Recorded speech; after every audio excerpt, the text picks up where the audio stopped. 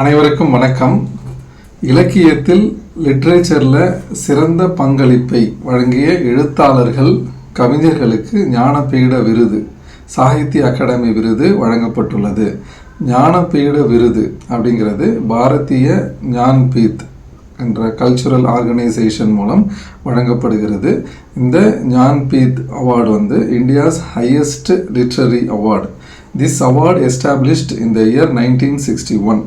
First recipient of this award 1965 Malayalam poet Sankara Kurup for his poems Vodakudal, the bamboo flute.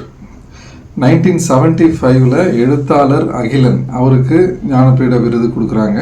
2002 எழுத்தாளர் ஜெயகாந்தன் அவருக்கு இந்த ஞானபீட விருது கிடைக்குது. இப்போ 60th Jnanpith award for the year 2025 கவிஞர் வைரமுத்துக்கு கொடுத்துருக்குறாங்க. இவருக்கு கவிஞர் வைரமுத்துக்கு 2003 சாகித்ய அகாடமி விருது, அவருடைய நாவல் கள்ளிக்காட்டு இதிகாசம் அந்த நாவலுக்கு சாகித்ய அகாடமி விருது 2003 கொடுத்துருக்காங்க. இப்போ சாகித்ய அகாடமி அவார்ட்ஸ் அது பார்த்தோம்னா established in the year 1954 under the Ministry of Culture, Government of India.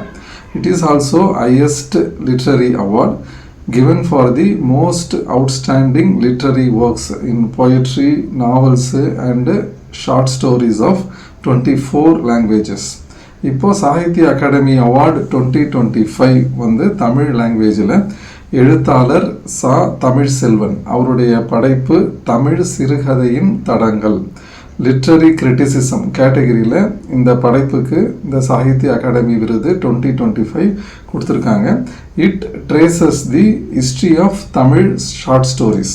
இப்போது தமிழுக்கு கவிதைகள் மூலம் வளம் சேர்த்தவர்னா மகாகவி பாரதி, தமிழுக்கு சிறுகதைகள் மூலம் வளம் சேர்த்தவர் அப்படின்னா புதுமைப்பித்தன் அவருடைய சிறந்த சிறுகதைகள் அந்த படைப்புகள் என்னன்னு பார்த்தோம்னா மங்கையர்க்கரசியின் காதல், குளத்தங்கரை அரசமரம், இதெல்லாம் புதுமைப்பித்தன் அவர்களுடைய சிறுகதைகளின் தொகுப்பு. நன்றி, வணக்கம்.